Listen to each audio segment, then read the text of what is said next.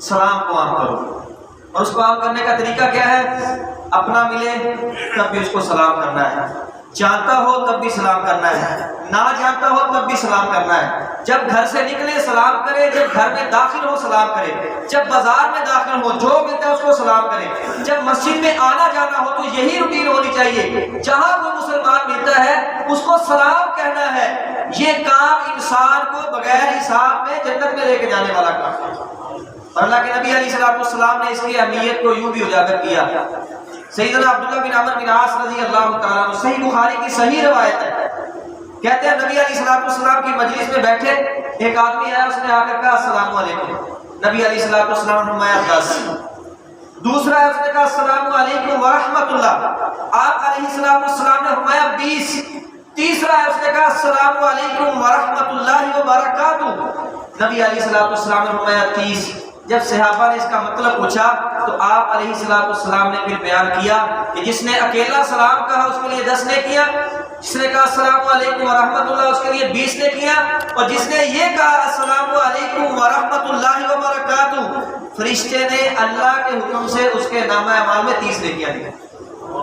چند سیکنڈ لگتے ہیں یہ 3 جملے کہتے ہوئے، اور نیکیاں کتنی ہیں، اور پھر یہی دعا آپ کی طرف لوٹ کے آئے گی. نبی علیہ السلام نے فرمایا جب مسلمان بھائی اپنے مسلمان بھائی کے لیے دعا کرتا ہے، رحمت کی کرے گا تو اس کے لیے اللہ کے فرشتے رحمت کی دعا کریں گے، مغفرت کی کرے گا، بخشش کی کرے گا، برکت کی کرے گا، یہی دعا اس کے لیے فرشتے کریں گے. یعنی سلام کرنے میں کسی قسم کا نقصان نہیں ہے. اور یہ ایسی چیز ہے آپ اس کو اپنا کے دیکھ لیں، اللہ آپ کے دشمن بھی آپ سے محبت کریں گے.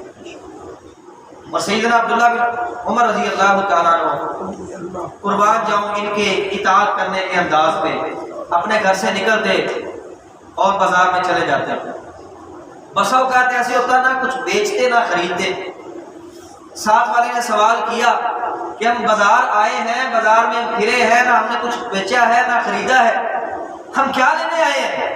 تو آگے سے کہتے ہیں میں جب اس انداز سے آتا ہوں نا تو پھر بندوں سے تجارت نہیں کرتا، میں پھر اپنے رب سے تجارت کرتا ہوں. میری نیت یہ ہوتی ہے بازار میں نکلوں گا، جتنے لوگ مجھے ملیں گے میں سب کو سلام کروں گا، وہ مجھے جواب دیں گے، مجھے نیکیاں ملیں گی، میری زبان سے ان کے لیے دعا نکلے گی، اور وہی دعا میرے لیے فرشتے کریں گے. صحابہ کرام کا یہ طرز عمل ہوا کرتا تھا.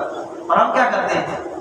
بازار میں نکلے بھی ہے نا، جو جانتا ہے تگڑا ہے ٹھاٹ باٹ والا ہے، اس کی کوئی